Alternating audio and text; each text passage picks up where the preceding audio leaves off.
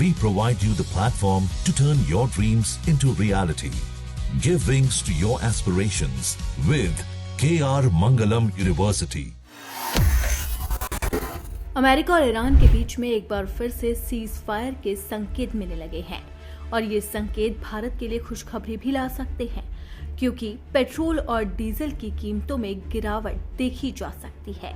जी हां, लगातार यही संकेत मिल रहे हैं कि अमेरिका और ईरान के बीच में जब सीज फायर होगा तो भारत का इस पर सकारात्मक असर दिखाई दे सकता है।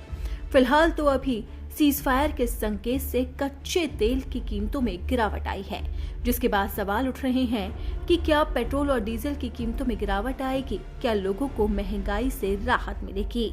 इन सवालों के बीच में आपको जानकारी दे दें कि अंतर्राष्ट्रीय कच्चे तेल की कीमतों में करीब 2% तक की गिरावट दर्ज की गई है।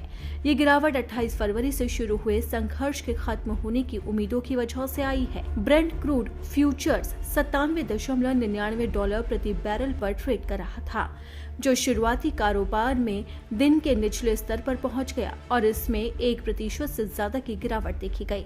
वहीं अमेरिका का वेस्ट टेक्सास इंटरमीडिएट क्रूड भी करीब 2% गिरकर $92.91 के इंट्राडे लो तक पहुंच गया। हालांकि इससे पहले के कारोबारी सत्र में ग्लोबल बेंचमार्क ब्रेंट करीब 5% की तेजी के साथ $99.39 पर बंद हुआ। इसी तरह अमेरिकी WTI भी 2% से ज्यादा बढ़कर $93.32 पर बंद हुआ था और इसका सकारात्मक असर भी दिखा जा रहा है।